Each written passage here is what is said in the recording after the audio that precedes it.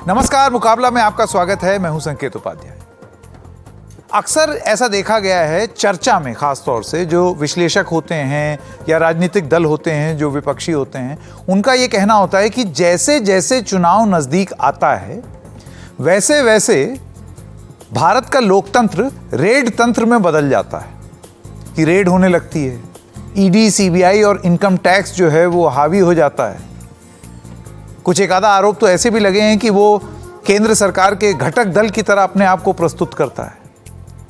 बीते हफ्ते पहले न्यूज क्लिक के संपादक और जितने और कंट्रीब्यूटिंग एडिटर्स हैं उनके घर एक निरीक्षण, और उसके बाद फिर उनको बुलाया गया, फिर उनको छोड़ दिया गया, फिर एक बार बुलाया गया, ये सारी चीजें चलती रहीं। और उसके बाद आम आदमी पार्टी के सांसद संजय सिंह की गिरफ्तारी, इसको लेकर के, और वो भी 5 राज्यों के चुनाव से कुछ महीने पहले और 2024 के चुनाव के करीब 6 महीने पहले। अब तो और कम ही टाइम बचा है। एक बार फिर से ये बात सामने आई है कि ये जो ईडी की कार्रवाई हो रही है वो क्या सही कार्रवाई है, या फिर ये एक बार फिर ध्यान आकर्षित करती है लोकतंत्र के रेड तंत्र में तब्दील हो जाने की। आप अपने आप को किस तरफ पाते हैं? एक बहस सुन लीजिए, उसके बाद थोड़ा मन बनाने में आसानी होगी। मैं स्वागत करना चाहता हूं यहां पर हमारे मेहमानों का। सबसे पहले देश रतन निगम जी, एडवोकेट हैं सुप्रीम कोर्ट में और पॉलिटिकल एनालिस्ट। हमारे साथ स्टूडियो में संजय सिंह जी हैं, वरिष्ठ पत्रकार। ये वो संजय सिंह हैं जो यहां बैठे हुए हैं, इनकी गिरफ्तारी नहीं हुई है। सज्जन कुमार जी हैं, राजनीतिक विश्लेषक, हमारे साथ यहाँ पर स्टूडियो में। विनोद अग्निहोत्री जी भी हैं, कंसल्टिंग एडिटर, अमर उजाला। आप सब लोगों का बहुत बहुत स्वागत है। कपिल मदान, सुप्रीम कोर्ट के एक एडवोकेट, अब से थोड़ी देर में हमारे साथ जुड़ेंगे। शो की शुरुआत में, ताकि आप सब लोग हम पर कतई ये आरोप ना लगाएं कि हमें बोलने नहीं दिया, तो सब लोगों को 1-1 मिनट का अपना अपना बात रखने का, ओपिनियन गारंटी स्कीम के तहत 1-1 मिनट का समय हर किसी को। संजय सिंह जी, पहले आपसे शुरू करते हैं, आपका समय शुरू होता है। देखिए संकेत, आपने जो 2 चीज़ों को जोड़ा, न्यूज़ क्लिक का रेड और संजय सिंह का, एक तो दोनों चीज़ें अलग हैं।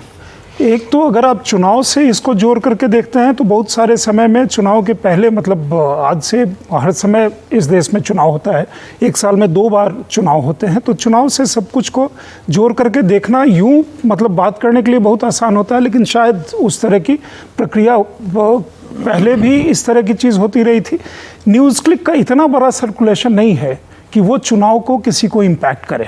दूसरी चीज़ है कि न्यूज़ क्लिक के बारे में बहुत सारी जो चीज़ें हैं वो क्रेडिबल वो एविडेंस हैं। जिस तरह से आप देखते हैं, मतलब जो चीज़ें निकल करके आई हैं नीलोर रायसिंघम का, या बाकी एक चीज़ तो हम मानते हैं कि बहुत सारे समय में जो प्रदेश में, विदेश में बहुत सारी ताकतें ऐसी बैठी हुई जिनका देश के ओपिनियन मेकिंग में एक तरह से काफ़ी वो दखल देना चाहते हैं। संजय सिंह का केस जो है, ये शराब घोटाले की दिल्ली सरकार की जो बात है वो काफ़ी समय से चल रही है, उसका इन्वेस्टिगेशन भी चल रहा है। अभी सुप्रीम कोर्ट में कल सुनवाई मनीष सिसोदिया के मामले में हुई, बहुत सारी गिरफ्तारियां हुई हैं। संजय सिंह का केस उसी में एक अगली कड़ी है। तो देखिए, इसमें सबसे पहले तो है 2 चीज़ें होती हैं किसी भी बहस में, एक धारणा और दूसरी सच्चाई होती है।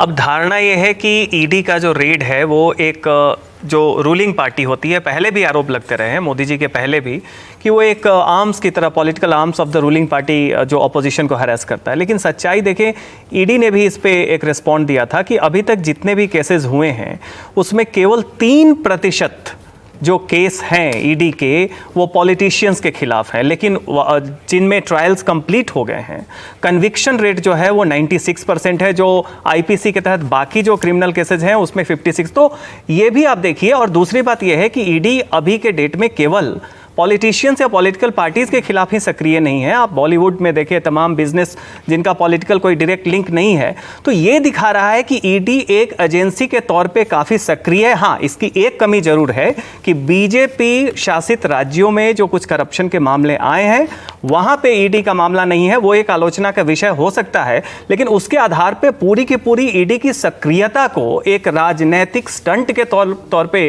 रिड्यूस कर देना, मुझे लगता है कि करप्शन को लेके एक सही रिस्पॉन्स नहीं है। जी विनोद जी। देखिए, मैं संजय सिंह जी की बात से सहमत हूँ कि संजय सिंह और मनीष सिसोदिया का मामला और न्यूज़ क्लिक का मामला दोनों अलग अलग मामले हैं। न्यूज़ क्लिक एक मीडिया ऑर्गेनाइजेशन है। अब जाहिर है उस पर किसका पैसा लगा, किसका लगा, कहाँ से लगा है, ये जांच का विषय है और ईडी उसकी जांच कर रही है। और संजय सिंह वाला मामला जो है इनका है, एक जो घोटाला, एक्साइज घोटाला जो हुआ कि नहीं हुआ ये तो कोर्ट से पता लगेगा, लेकिन जिसका आरोप है वो एक राजनीतिक मुद्दा बन गया है। न्यूज़ क्लिक वाले मामले में मेरा खाली ये कहना है कि देखिए, अगर न्यूज़ क्लिक में चीनी पैसा लगा है तो उसकी जांच होनी चाहिए, सही लगा गलत लगा वो एजेंसी का काम है, करना चाहिए। लेकिन जो पत्रकार उसमें काम कर रहे हैं, मान लीजिए अब किसी भी कंपनी में, किसी भी ऑर्गेनाइजेशन में पत्रकार या एम्प्लॉय काम करते हैं, वो ये पता करके तो नहीं करते किसका पैसा कहाँ लगा, कहाँ से नहीं लगा। और दूसरा संजय सिंह वाला जो मामला है, देखिए उस मामले में अभी मनीष सिसोदिया मामले में कल सुप्रीम कोर्ट ने पूछा कि भाई सबूत कहाँ हैं रिश्वतखोरी के, आप जो है इतना समय हो गया, आपने अभी तक मनी ट्रेल नहीं पकड़ी, कुछ नहीं पकड़ा, खाली लॉबिंग से आप किसी क्राइम को कैसे, ये सुप्रीम कोर्ट का कल का ऑब्जर्वेशन है मनीष सिसोदिया वाले मामले में। संजय सिंह का मामला गया है, उनको रिमांड पे भेजा गया है। अब ये एजेंसी की जिम्मेदारी है, वो सबूत अपना पेश करेगी कोर्ट में जो भी है। केशव निगम संकेत जी, अगर आप नेशन फर्स्ट रखते हैं, राष्ट्र को सर्वप्रथम, तो जीरो टॉलरेंस फॉर करप्शन, भ्रष्टाचार के प्रति आपका जीरो टॉलरेंस होना चाहिए, चाहे कोई भी पार्टी हो, पक्ष में हो या विपक्ष में हो। और जैसे ही आप इस आदर्श को फॉलो करेंगे तो मैं नहीं समझता हूं कि आप एजेंसियों पे सवाल उठाएंगे। वो तो जुडिशियल स्क्रूटनी में बाद में कोर्ट कचहरी देख लेगी कि किसने गलत किया, किसने सही किया। तो भ्रष्टाचार के प्रति आपका जब ज़ीरो टॉलरेंस होगा तो आप लालू प्रसाद यादव को ईमानदारी की मूर्ति नहीं मानेंगे, क्योंकि वो जेल में रह के आए हैं, लेकिन कुछ पॉलिटिकल पार्टीज़ ये कर रही हैं आजकल।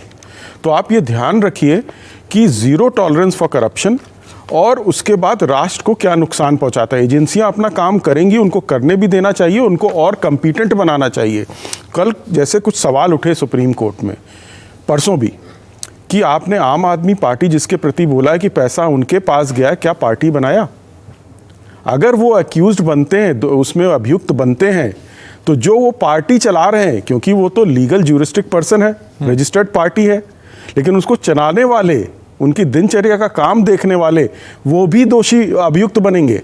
ये ध्यान रखिए। दूसरा, उन्होंने कहा आपने अटेम्प्ट के बारे में क्यों नहीं कहा। देखिए, ये जो मनी ट्रेल की बात करते हैं लोग, वो होता है कि हवाला में नहीं मिलता आपको, कैश ट्रांजैक्शन हवाला में बाहर, देश से बाहर चला गया तो विटनेसेस वहां सामने नहीं आते। ठीक। तो अटेम्प्ट लाना बहुत जरूरी है। कपिल मदान जी, मैं एक बहुत इंटरेस्टिंग बात आपको बताना चाहूँगा। कुछ दिन पहले एक TOIM के अंदर एक रिपोर्ट छपी। उस रिपोर्ट के अंदर ये दावा किया गया कि जो CBI की चार्जशीट है, उस CBI की चार्जशीट में संजय सिंह का नाम गलती से आ गया।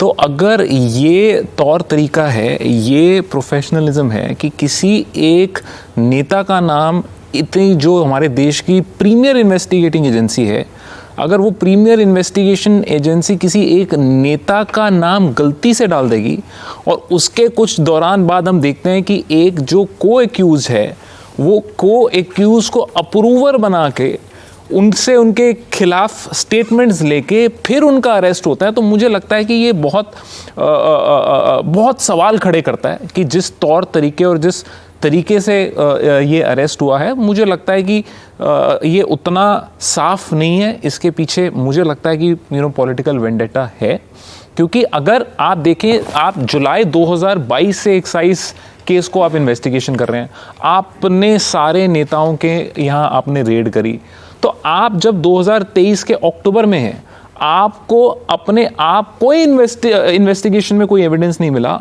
फिर आप एक को एक्यूज की स्टेटमेंट कराते हैं जिसको आप पार्डन दिलवा देते हैं, जो कि लॉ में जिसको बहुत क्वेश्चन के साथ देखा जाता है। ऐसा नहीं है कि जो अप्रूवर की स्टेटमेंट है, अगर आप सुप्रीम कोर्ट के वर्ड्स देखेंगे तो सुप्रीम कोर्ट बोलता है कि बहुत अनवर्दी है, इट रिक्वायर्स मोर कोलैबोरेशन। ठीक है। तो मैं ये सारे के सारे प्रकरण को उस संदर्भ में देखता हूं। ठीक है, एक छोटे से ब्रेक के लिए रुकते हैं। ब्रेक के बाद जब आएंगे तो मुकाबला का भाग 2 शुरू करेंगे और इस चर्चा को आगे बढ़ाएंगे।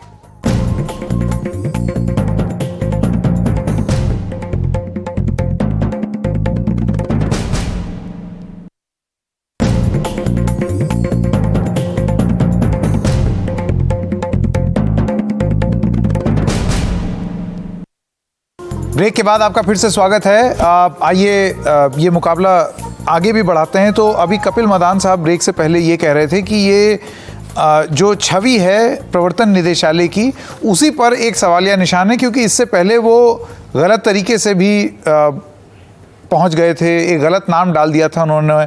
हमने ये चीज़ उत्तर प्रदेश के चुनाव के दौरान भी विनोद जी देखी थी, जब पकड़ने किसी एक को गए और पकड़ किसी और को लिया, बाद में पता चला कि ये तो गलत कर दिया ये।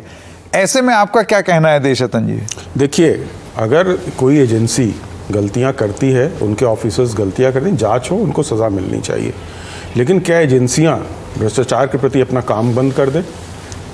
नहीं हो सकता। एजेंसियों को अपना काम करना है अगर ज़ीरो टॉलरेंस और करप्शन इस देश से हटाना है, जो दीमक की तरह इस देश को खाता है। देशरतन जी, ये दीमक जो है वो भाजपा शासित राज्य या भाजपा के साथ जुड़े हुए संलग्न नेता या बिजनेसमैन, उन पर क्यों नहीं होता? देखिए, और ऐसा क्यों होता है कि जब कोई कहीं और से अगर बीजेपी में आ जाए तो फिर ये इन्वेस्टिगेशन रुक भी जाती है या थम भी जाती है, इसका बहुत स्लो हो जाती है? इसका बहुत ही समझदारी से जवाब देना पड़ेगा। कारण क्या है कि एक परसेप्शन चल रहा है और एक कानूनी व्यवस्था है।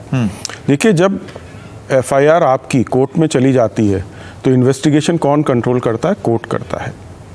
अगर किसी को कुछ इन्वेस्टिगेशन से दिक्कत है, उस इन्वेस्टिगेशन से दिक्कत है, तो आप एप्लीकेशन मूव करके कोर्ट को बता सकते हैं कि इन्वेस्टिगेटिव एजेंसीज ये काम नहीं कर रही हैं। तो वॉशिंग मशीन कोर्ट हो सकता है, दल जितना चाहे कोशिश कर ले, वॉशिंग मशीन नहीं बन सकते।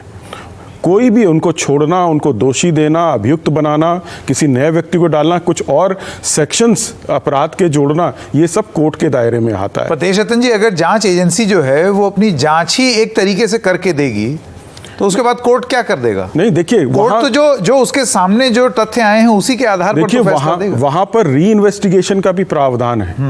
अगर कुछ गलत करते हैं तो री इन्वेस्टिगेशन भी हो सकता है, और कोई व्यक्ति अगर अपना कार्य नहीं कर रहा है, उस व्यक्ति को भी सामने लाया जा सकता है कोर्ट के, उसके खिलाफ भी कार्रवाई हो सकती है। क्योंकि कानून व्यवस्था जो प्रक्रिया है उसमें अगर कोई दखलंदाजी करेगा तो मानहानि कोर्ट की बनती, कंटेम्प्ट बनता है और पर्जरी तक में भी चला जाता है मामला। विनोद जी कुछ कहना चाहते हैं? नहीं, देशरतन जो कह रहे हैं बिल्कुल सही कह रहे हैं। ये सारी कानूनी व्यवस्थाएं हैं, लेकिन ये आदर्श स्थिति है।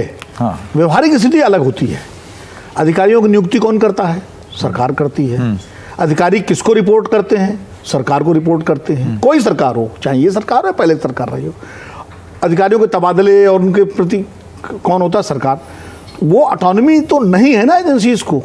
जब अन्ना आंदोलन इस देश में हो रहा था तो क्या मांग थी कि लोकपाल एक ऑटोनोमस बॉडी होगी, उसको उसके अंडर में एजेंसीज होंगी। लोकपाल बड़ी मुश्किल से बना। आज कहाँ है लोकपाल? किसी को पता है? उसके दफ्तर का किसी को है? अगर कहाँ दफ्तर है, कौन सज्जन है? लोकपाल ऑटोनॉमी जो उसको कह करके अन्ना आंदोलन कर रहे थे वो भी अब लोग बात नहीं करते। मैं तो समग्रता में बात कर रहा हूँ। तो हर सरकार चाहती है कि एजेंसीज उसके नियंत्रण में रहें, उसके अंकुश में रहें। जैसे राज्यों में पुलिस और विजिलेंस डिपार्टमेंट और ये सारे डिपार्टमेंट जो होते हैं वो राज्य सरकार के अधीन होते हैं, वैसे केंद्र की एजेंसियां केंद्र सरकार के अधीन होती हैं। जो पार्टी विपक्ष में होती है वो आरोप लगाती है कि केंद्र सरकार एजेंसियों का दुरुपयोग कर रही है। जब यूपीए के दौरान वो याद करिए वो मुकदमे हो रहे थे हिंदू टेरर वाले, तो बीजेपी और सारे जो राइट विंग ऑर्गेनाइजेशन हैं आरोप लगा रहे थे कि एजेंसी का दुरुपयोग हो रहा है। बाद में जब सरकार बदली तो कोर्ट में वो सब छूट भी गए। आज विपक्ष ये सवाल खड़े कर रहा है कि भाई मतलब जो लोग जिन पर गंभीर भ्रष्टाचार के आरोप रहे, जिनकी मांग खुद बीजेपी के लोगों ने की कि इनके खिलाफ सीबीआई जांच हो। बीजेपी के नेता किरीट सोमैया साहब तो इसी काम में दस्त माने जाते थे। वो तो हर राज्य में जाके प्रेस कॉन्फ्रेंस करते थे और पूरे उसके साथ क्या कहते हैं दस्तावेजों के साथ कि ये इनके खिलाफ हो। अब बाद में कुछ दिनों बाद वही नेता जो है शरणागत हो गए। तो भगवान राम के आदर्श को मानने वाले हैं कि शरणागत को जो तेने हित अनहित अनुमान ते नर पावर पाप में तेरे बिलो का ध्यान है कि मैं शरण में आ गया। तो ये जो व्यवस्था है ना, इससे फिर सवाल खड़े होते हैं जीरो टॉलरेंस के उस पर। भ्रष्टाचार के खिलाफ बिल्कुल कार्रवाई होनी चाहिए, लेकिन उसमें पिक एंड चूज नहीं होना चाहिए। चाहे पॉलिटिकल पार्टी हो, चाहे कोई बिजनेसमैन हो, संजय सिंह जी का गड़बड़ पाया जाए उसके खिलाफ कार्रवाई। संजय सिंह, आप क्या कहेंगे इस पर? विश्लेषण तो विश्लेषक अपने हिसाब से करता है। जब भी आपने विश्लेषण कह दिया तो उसके साथ पूरी सब्जेक्टिविटी आ जाती है। अब हिंदू टेररिज्म का इशू अगर मान लीजिए इसमें लाया गया, जो सैफरन टेरर या हिंदू टेररिज्म का इशू कहा जा रहा था, उसके साक्ष्य कहाँ थे? वो बीजेपी की सरकार आ गई इसलिए वो खत्म नहीं हो गया। वो इसलिए खत्म हो गया कि उसमें साक्षी नहीं थे। जैसे आज के जो प्रधानमंत्री हैं उनके खिलाफ तो तमाम तरह के आरोप लगे, या जो आज के गृह मंत्री हैं वो आरोप कब खत्म हुए? जब मोदी सरकार आई तब, कि सुप्रीम कोर्ट ने एसआईटी कॉन्स्टिट्यूट की और वो एसआईटी की कॉम्प्रिहेंसिव रिपोर्ट आई, और आज जो लोग कोर्ट का बहुत सारा हवाला दे रहे हैं वो लोग कोर्ट के भी उस फाइनल आदेश को मानने के लिए तैयार नहीं थे। अभी भी कोर्ट में एक प्रोसीडिंग चल रही है एक बिजनेस हाउस के बारे में, उसकी बात को मानने के लिए तैयार नहीं हो। ऑलरेडी पहले से ही लोगों ने अपना वर्डिक्ट आपने क्योंकि ये बात की, यही सुप्रीम कोर्ट है जिसने बीते हफ्ते अपने एक आदेश देते हुए कुछ टिप्पणी की। ये M3M बिल्डर का मामला था, प्रवर्तन निदेशालय से ही जुड़ा हुआ मामला था, मसला अलग है, लेकिन बात जिस संदर्भ में कही जा रही है मैं उसका उल्लेख यहाँ करना चाहता हूँ। सुप्रीम कोर्ट कहती है कि प्रवर्तन निदेशालय को अपनी कार्रवाई में प्रतिशोधी नहीं होना चाहिए। देखिए, मैं ना ईडी का स्पोक्स पर्सन हूँ ना, नहीं बिल्कुल, मैं जो पॉलिटिकल जो चीज का कहा जा रहा है, तो M3M का अगर हर रेड और हर जो अटैक है वो चुनाव से जुड़ा हुआ है, तो M3M कहाँ कैसे चुनाव से जुड़ा हुआ है? तब तो फिर ये कहना चाहिए कि M3M मतलब सारे जो जहाँ भी सस्पिशन है वहाँ हो रहा है, तो M3M को जब आप यहाँ से लाएंगे तो फिर इलेक्शन से प्रूव करिए कि कैसे इलेक्शन है, तो फिर वो आर्गूमेंट गिर जाता है। तो हम बड़े जब भी अपने हिसाब से सारे विश्लेषण को देखते हैं, सुप्रीम कोर्ट की कॉन्स्टिट्यूटेड कमेटी एसआईटी की रिपोर्ट जब आती है, कई मामलों में मैं आप कहेंगे तो बहुत सारे मामले गिना दूंगा, तब उस समय कोई उसको मानने को राजी नहीं होता। एक मुद्दा ये है, जैसा इन्होंने अभी बताया सज्जन जी ने, कि कितने 3% केसेस हैं पॉलिटिशियन के खिलाफ, और बाकी आप एक ऐसा माहौल क्रिएट कोई लोग करते हैं कि सारा का सारा जो है वो मतलब आम आदमी पार्टी करी कि प्रधानमंत्री मोदी चुनाव हार रहे हैं इसलिए ये हो रहा है। संजय सिंह जाते हुए कल जो कह गए मतलब कोर्ट के अंदर, वो मतलब क्या था? वो अपने पक्ष में कोई दलील तो दे नहीं रहे थे, वो देश समाज बिजनेस और तमाम चीज़ों के बारे में कुछ आरोप लगा करके चले गए। ठीक है कपिल जी, देखिए, और उसके बाद सज्जन साहब। संकेत जी, अभी मैं सुन रहा था देश रगत निगम जी ने भी इस बारे में बात करी। मैं ये कहना चाहूँगा, दर्शकों को ये बताना चाहूँगा कि अगर आप ईडी की कन्विक्शन रेट देखेंगे, लेस देन 1%, 1% से कम उनकी ईडी का कन्विक्शन, मैं I give you the data, I give you the report, 1% से कम कन्विक्शन रेट है। और यहाँ पे बहुत समझदार, बहुत एक्सपीरियंस पैनलिस्ट बैठे हुए हैं। कोई एक पॉलिटिशियन का मेरे को नाम बताएं जिनका ईडी के पीएमएलए केस के अंदर कन्विक्शन हो गया हो। एक भी नहीं है मेरी जानकारी के हिसाब से। मैं इन पे छोड़ता हूं कि अगर ये मेरे को करेक्ट करना चाहें तो मुझे करेक्ट कर दें कि ईडी के पीएमएलए के केस के अंदर मनी लॉन्ड्रिंग के केस में किसी एक नेता का कन्विक्शन हुआ। एक और बात मैं बताना चाहूंगा, 2014 से नेशनल हेराल्ड की कंट्रोवर्सी चल रही है, इन्वेस्टिगेशन चल रही है। आज हम 2023 के अंदर है, तकरीबन 9 साल निकल चुके हैं। भाजपा अपने 10 साल पूरे करेगी। उस केस के अंदर अभी तक चार्जशीट कंप्लेंट ईडी ने फाइल नहीं करी है। तो इसके दो ही मैं कंक्लूजन निकाल पाऊंगा, या वो केस गलत है और उसको पॉलिटिकल नैरेटिव्स के लिए यूज किया जाता है टाइम टू टाइम, या ईडी कंपीटेंट नहीं है मैटर्स इन्वेस्टिगेट करने के। तीसरा कोई कारण नहीं हो सकता। आप किसी चीज को, आपको लोगों का भरोसा होना, अपनी जो हमारी जुडिशरी है, जो हमारी न्याय प्रक्रिया में अगर आपको लोगों का भरोसा रखना है, तो आपको अगर करप्शन पे टॉलरेंस, नो टॉलरेंस होनी चाहिए। इसमें कोई डिस्प्यूट नहीं हो सकता, कोई दूसरा व्यू पॉइंट नहीं हो सकता कि आप बहुत स्ट्रिक्ट तरीके से करप्शन के अगेंस्ट जाइए, बट लेकिन आप उसको एक पॉलिटिकल ड्रामा ना बनाइए। अगर आपने किसी राजनेता, किसी पॉलिटिकल पार्टी के अगेंस्ट, अगर आपके पास तथ्य हैं, एलिगेशन है, आपके पास एविडेंस है, सबूत है, आप कोर्ट में जाइए, टाइम बाउंड मैनर के अंदर ट्रायल करिए। ठीक है। और टाइम बाउंड के अंदर में अगर कन्विक्शन आप करा पाते हैं तो फिर आप बोलने लायक होते हैं। देशरत्न जी, मैं आऊंगा आपके पास वापस, क्योंकि आप चैलेंज करना चाहते हैं कपिल मदान साहब को ये 1% कन्विक्शन वाली बात। सवाल उनसे पूछूंगा, फिर उसके बाद। जी बिल्कुल। सज्जन साहब बहुत समय से इंतजार कर रहे हैं, एक सज्जन पुरुष की तरह इंतजार कर रहे हैं। नहीं, इसमें एक चीज, जो जब हम ईडी का मामला देखते हैं तो उसमें जो दोषी हैं उनका मामला और बाकी आईपीसी के तहत या बाकी सिविल मामलों में जो होते हैं उसमें फ़र्क क्या है? ईडी में जो कल्प्रिट होते हैं वो काफ़ी पावरफुल होते हैं। वो कोई वैसे नहीं है जिनके पास रिसोर्सेज नहीं है, एक्सेस नहीं है, प्लेटफॉर्म नहीं है। पावरफुल लॉयर्स होते हैं, बेस्ट ऑफ द लॉयर्स होते हैं। आप देखिए कि राजस्थान में ही एक मामला आया था जिसमें कि ईडी के केस में जो अक्यूज थे उन्हें 82 टाइम्स 82 बार एडजॉर्नमेंट मिल गया केसेस से। तो कन्विक्शन न होना उसको आप किस तरीके से देखते हैं? एक तो ये है कि आप देखें कि साहब जो जितने भी मामले हैं ईडी के पास, जितने भी कंप्लेन गए हैं, उसमें से कितने मामलों में कन्विक्शन हुआ। दूसरा फ्रेम ये है देखने का कि जो 25 मामले जिसमें ट्रायल कंप्लीट हो गए हैं, उसमें 24 मामलों में कन्विक्शन हुआ है। तो पहला सवाल तो ये है कि क्या ईडी में जो लोग दोषी हैं वो इतने निरीह या कमजोर हैं कि वो कानूनी जो एक दाव पेच होता है उससे, हम जानते हैं रेप के मामलों में कन्विक्शन नहीं होता है, टेररिज्म के मामलों में कन्विक्शन नहीं होता है। ये तो भारतीय न्याय प्रक्रिया की एक कमी है। लेकिन ईडी के जो दोषी हैं, हम जान लें कि वो बिजनेसमैन हैं, वो काफ़ी पावरफुल पॉलिटिशियन हैं, तो कन्विक्शन न होने से ईडी की अक्षमता या उससे उस मामले में उनको बेगुनाह देखना वो सही नहीं होगा। क्योंकि बीजेपी शासित प्रदेशों में या बीजेपी के नेताओं के खिलाफ ईडी क्यों नहीं एक वैलिड क्रिटिसिज्म है, लेकिन क्या इससे यह निष्कर्ष निकाला जाए कि जिन लोगों के खिलाफ मामला चल रहा है वो इनोसेंट है? वो इनोसेंट, ठीक है, ये कहना एक कवर फायर हो जाएगी। ये एक मैं सहमत हूं इनकी बात से। वो इनोसेंट को हम नहीं कह सकते, ये तो कोर्ट का काम है। लेकिन फिर जो दूसरी तरफ क्यों नहीं हो रहा है, ये प्रश्न तो उठेगा। सही बात। और विपक्ष अगर ये कहेगा कि पिक एंड चूज हो रहा है तो उसके आरोप को बल मिलेगा। इसलिए अगर पारदर्शिता और ट्रांसपेरेंसी है, चाहे सरकार हो, वाकई अगर ईमानदारी से जीरो टॉलरेंस करप्शन के प्रति सरकार की नियत है, तो फिर वो नियत दिखनी चाहिए कि उसमें किसी तरह का कोई भेदभाव ना हो। इससे क्योंकि वो देखिए वो अलग टेंजेंट पे कन्विक्शन पे बात चली जाएगी और चीजें भी हैं। हाँ, अभी आता हूं, एक सेकंड। ये वाला जो पॉइंट है था संजय जी, ये वाला पॉइंट स्पेसिफिकली कि अगर आपको सही में ईमानदारी का राज कायम करना है और करप्शन को उखाड़ फेंकना है, तो फिर पिक एंड चूज ना हो। अभी यही बात ये दोनों जो वक्ता थे उन्होंने यही चीज बोली। देखिए, वो तो कोई बीजेपी का स्पोक्सपर्सन या ईडी का स्पोक्सपर्सन आपका विचार बता पाएगा। मैं ये समझता हूँ कि जिस समय भी अब एक उसके साथ एक दूसरा सवाल आ जाएगा कि कहाँ कितने लोग कौन कौन से वो गोरख धंधा कर रहे हैं, और उसमें कुछ लोग मान लीजिए कि बीजेपी की तरफ आ गए, तो आरोप ये है कि वो इन्वेस्टिगेशन स्लो डाउन हो गया है। ये आरोप है। देशरतन जी बता रहे थे कि कितने सारे आपके पास उपाय हैं जिसके तहत आप कोर्ट में जा सकते हैं।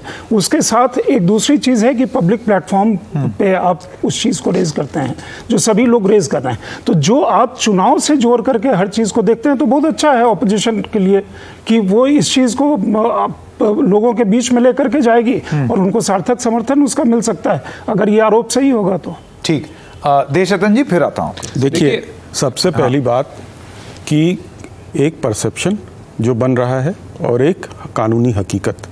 कर्नाटक में वो 40% वाला इशू उठा था, जो रियल एस्टेट वाला, किसी ने भी कंप्लेंट फाइल नहीं करी। 156(3) है हमारे यहाँ प्रोविजन, जिसमें वो जा सकते हैं कि एक भी कंप्लेंट फाइल नहीं हुई। पॉलिटिक्स में अच्छी तरह से उसका इस्तेमाल हुआ, उसका शायद खामियाजा भी बीजेपी को भुगतना पड़ा। कोर्ट में कोई नहीं गया, अभी भी वहाँ की सरकारें कुछ नहीं कर रही हैं उस पर। तो एक परसेप्शन। दूसरा कन्विक्शन रेट 2G वाले मामले की तरह। हाँ, वो कन्विक्शन देखिए, 2G में मनमोहन सिंह ने माना था कि नहीं, यहाँ क्योंकि अदालत की बात हो रही है। हाँ, नहीं, मनमोहन सिंह प्राइम मिनिस्टर होते हुए उन्होंने माना था कि स्कैम हुआ है। ये देखिए फर्क है। अब उसको प्रूव कर पाए, कोर्ट में नहीं कर पाए, वो एक अलग चीज है। हालांकि उनके मंत्री ने कहा था कि जीरो लॉस। हाँ, बाद में बोला था मंत्री ने। कोल वाले में कहा था। नहीं, कोल में कहा था मदर अर्थ जीरो लॉस। संचार मंत्री जब बने थे कपिल सिब्बल, तो उन्होंने 2G में भी जीरो लॉस कहा था। लेकिन अगर उनका प्रधानमंत्री कुछ बोल रहा है तो उसको भी कुछ प्रधानमंत्री की बात, प्रधानमंत्री पहले बोल रहे थे आपकी बात। हाँ, दूसरा देखिए, ये कन्विक्शन रेट निकाला कैसे जाता है। जितनी कंप्लेंट फाइल होती है उसके बेसिस पे नहीं निकाला जाता। आऊंगा, ठीक है। कन्विक्शन रेट हमेशा निकलता है, और किसी से भी पूछ लीजिए, स्टैटिस्टिशियन से पूछ लीजिए कि कैसे निकाला जाता है। जितने केसेस फाइनल हुए हैं उसमें से कितनों को सजा मिली, क्योंकि कन्विक्शन रेट अगर आप जितने फाइलिंग से हुए हैं उससे कभी आएगा नहीं, क्योंकि कल को उसमें से कन्विक्शन हो सकता है और छूट भी सकते हैं। तो कन्विक्शन रेट सही कभी नहीं निकलेगा जब आप जितनी कंप्लेंट फाइल हुई है उससे और जितनों को सजा मिली उससे निकालेंगे। वो हमेशा बाद में बदल जाए, क्योंकि कन्विक्शन तो होगा नहीं होगा वो बाद में आपकी स्टैटिस्टिक्स आती रहेंगी। दूसरा, सुप्रीम कोर्ट ने जो कुछ चीज़ें उठाई वो बहुत महत्वपूर्ण इसलिए भी हैं कि वो कॉम्पिटेंसी की बात करती हैं। ईडी की, प्रवर्तन निदेशालय की, उन्होंने बोला आपने आम आदमी पार्टी को क्यों नहीं बनाया पार्टी, जबकि एक वकील की राय होनी चाहिए। अगर उनके पास वकील हैं अच्छे तो उनकी राय होनी चाहिए। अगर आपका ये आरोप है कि उनके पास पैसा गया है इसका, मनी लॉन्ड्रिंग वाला जो पैसा उधर गया, तो क्यों नहीं बनाया? दूसरा, आपने अटेम्प्ट क्यों नहीं किया? तीसरा, मैं कह रहा हूं कि सबको अलग अलग बोल रहे हो, एक साजिश का भी लगाइए ना। एक ही चीज से एक ही पार्टी के कई लोग आरोपित हो रहे हैं, तो साजिश का क्यों नहीं आपने इल्जाम लगाया उन पर? वो बहुत जरूरी है। ठीक है जी। देखिए, मैं आपके दर्शकों को एक बड़े सरल तरीके से एक एग्जाम्पल देके बताऊंगा जो देशनतन जी कहना चाह रहे हैं। देशनतन जी कहना ये चाह रहे हैं कि जितने केसेस फाइनल कंक्लूजन पे हो गए उसमें देखेंगे कि कितने कन्विक्ट हुए और कितने एक्विट हुए। तो ये ऐसा कहना हो गया कि जो बच्चा एग्ज़ाम देने ही नहीं गया ये उसको काउंट ही नहीं करेंगे। तो अगर ईडी ने 100 मुकदमे रजिस्टर किए और 100 मुकदमे में से सिर्फ एक कन्विक्शन हुआ तो कन्विक्शन रेट 1% है। ये बोल रहे हैं अगर 100 मुकदमे किए और वो मुकदमे करके पॉलिटिकल रीजन की वजह से उनको कोल्ड स्टोरेज में रख दिया गया, ट्रायल सिर्फ 10 मुकदमों का हुआ, 10 मुकदमों में से अगर मान लीजिए 4 लोगों का कन्विक्शन हुआ और 6 लोगों का एक्विटल हुआ तो 40% कन्विक्शन रेट हुआ। तो मुझे देश सवाल मुझे पूछने दीजिए आप। मुझे बड़ा आश्चर्य हुआ। इतने एक्सपीरियंस पैनलिस्ट हैं, बहुत काबिल वकील भी हैं, और लेकिन अगर वो कन्विक्शन रेट की उनकी डेफिनेशन और अंडरस्टैंडिंग ये है तो मुझे लगता है कि ये इसके अंदर बड़ा सीरियस इशू है। देशरतन जी का राइट टू रिप्लाई। मैं एक सवाल आपसे पूछता हूं। देखिए, एकदम बहुत ज्यादा वकालत ना हो जाए। नहीं, तो बस सिंपल सा सवाल पूछूंगा, बहुत आसान सा, सरल सा। ये जो लंबित केसेस हैं जो पेंडिंग है, उसमें से अगर 4 बाद में कन्विक्शन हो जाता है तो रेट बदलेगा कि नहीं बदलेगा? देखिए, आपका रेट तो आप जिस डेट पे आपके मुकदमे कंक्लूड हो रहे हैं आप उस डेट पे देखेंगे ना कि आपने कितने रजिस्टर किए। आपने बहुत मेरी बात बोल दी। तो आपने रजिस्टर, आप अगर एनालिसिस करेंगे, आज एक पर्टिकुलर तारीख पे अगर आप एनालिसिस करेंगे, अब मैं आज थोड़ी बता सकता हूं कि 2 साल बाद ईडी का कन्विक्शन रेट क्या होगा। मैं तो आज की बात करूंगा। आज ये तो ऐसी बात हो गई मोदी साहब की हम 2047 के अंदर अपना एनालिसिस करेंगे कि हमने देश के लिए क्या अचीव किया, 5 इयर्स प्लान तो खत्म हो गए।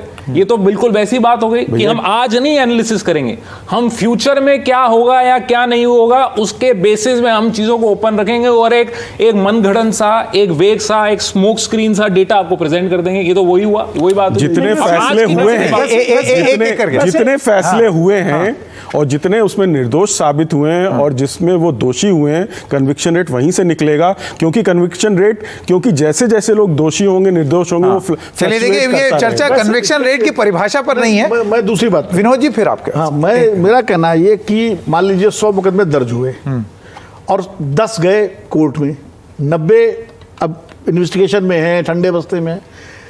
भाई सवाल ये है कि जिसके खिलाफ मुकदमा दर्ज हो जाता है उसकी तो रुसवाई हो गई, उसका तो टेलीविजन चैनल पे चल गया घेरा लगा करके और डिक्लेयर कर दिया गया कि ये तो चोर है, और उसके बाद आप कोर्ट तक नहीं। प्रवर्तन निदेशालय के नए कानून के हिसाब से यहां पर अगर पीएमएलए का मामला होता है, सही बोल रहे हैं, तो you are guilty till proven innocent.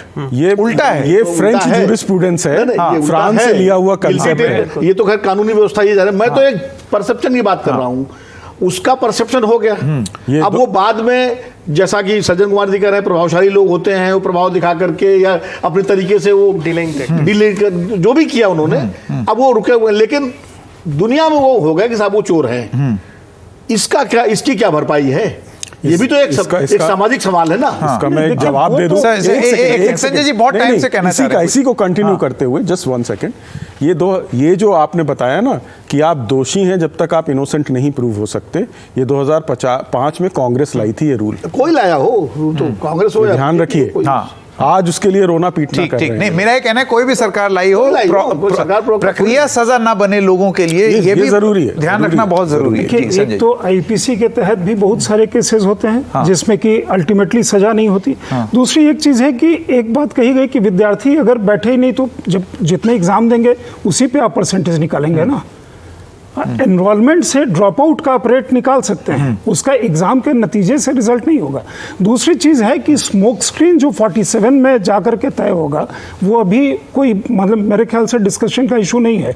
उसमें लोग भी एनालिसिस कर रहे हैं कि क्या परसेंटेज सही है और क्या स्मोक स्क्रीन है और क्या रियलिटी है। उन्हीं तथ्यों के आधार पर तमाम जो नतीजे आते हैं, लोग चाहे चुनाव में देते हो या अलग से देते हो, वो नतीजे ये है मदान साहब का कि मान लीजिए 100 एडमिशन हुए स्कूल में और 10 ने इम्तहान दिया। वो ड्रॉप आप 90 ड्रॉप आउट कहे जाएंगे, वो ये थोड़ी कहे जाएंगे। आप छात्र तो 100 ही माने जाएंगे ना। नहीं छात्र तो 10 नहीं माने जाएंगे। एग्जाम पे वो ड्रॉप आउट माने जाएंगे। रिजल्ट कैसे निकालोगे?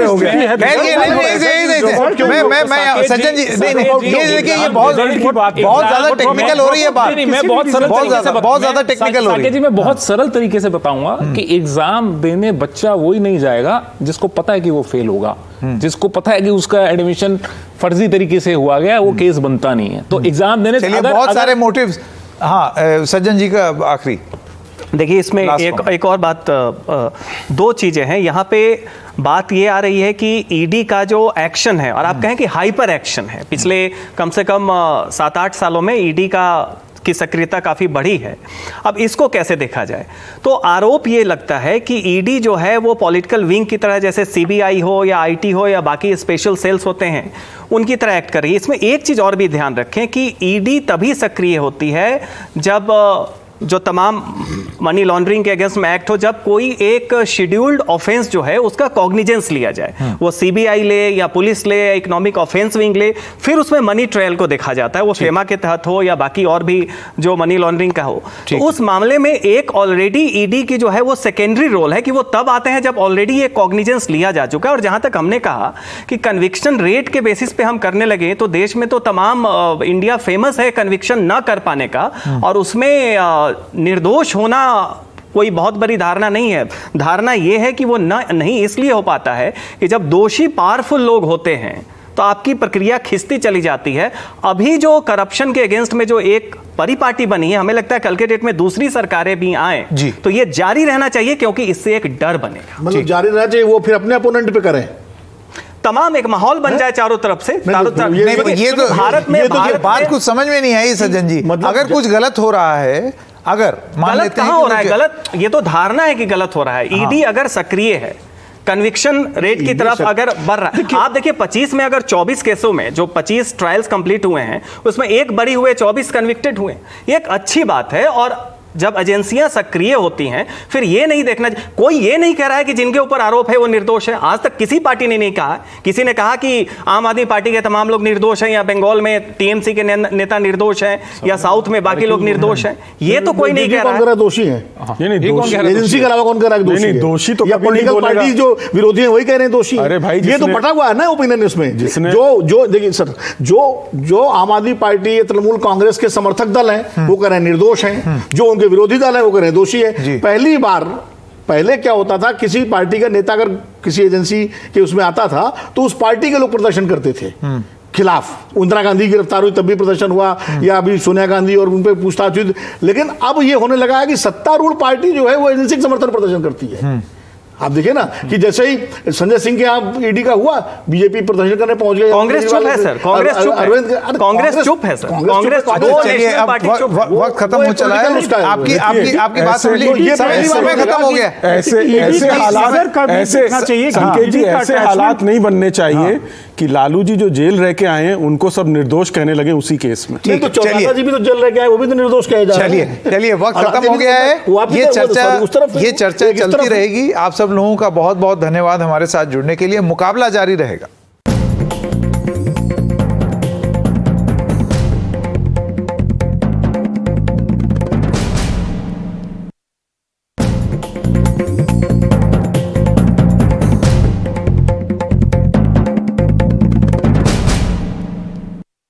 जब एफआईआर आपकी कोर्ट में चली जाती है तो इन्वेस्टिगेशन कौन कंट्रोल करता है? कोर्ट करता है। अगर किसी को कुछ इन्वेस्टिगेशन से दिक्कत है, उस इन्वेस्टिगेशन से दिक्कत है, तो आप एप्लीकेशन मूव करके कोर्ट को बता सकते हैं कि इन्वेस्टिगेटिव एजेंसीज ये काम नहीं कर रही हैं। तो वॉशिंग मशीन कोर्ट हो सकता है, दल जितना चाहे कोशिश कर ले, वॉशिंग मशीन नहीं बन सकते। कोई भी उनको छोड़ना, उनको दोषी देना, अभियुक्त बनाना, किसी नए व्यक्ति को डालना, कुछ और सेक्शंस अपराध के जोड़ना, ये सब कोर्ट के दायरे में आता है।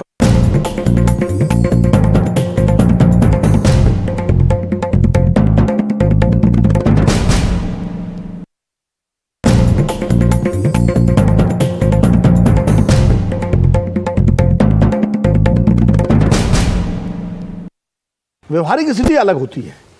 अधिकारियों की नियुक्ति कौन करता है? सरकार करती है। अधिकारी किसको रिपोर्ट करते हैं? सरकार को रिपोर्ट करते हैं। कोई सरकार हो, चाहे ये सरकार हो पहले सरकार रही हो, अधिकारियों के तबादले और उनके प्रति कौन होता है? सरकार। वो ऑटोनॉमी तो नहीं है ना एजेंसीज को। तो हर सरकार चाहती है कि एजेंसीज उसके नियंत्रण में रहें, उसके अंकुश में रहें। जैसे राज्यों में पुलिस और विजिलेंस डिपार्टमेंट और ये सारे डिपार्टमेंट जो होते हैं वो राज्य सरकार के अधीन होते हैं, वैसे केंद्र की एजेंसियां केंद्र सरकार के अधीन होती हैं।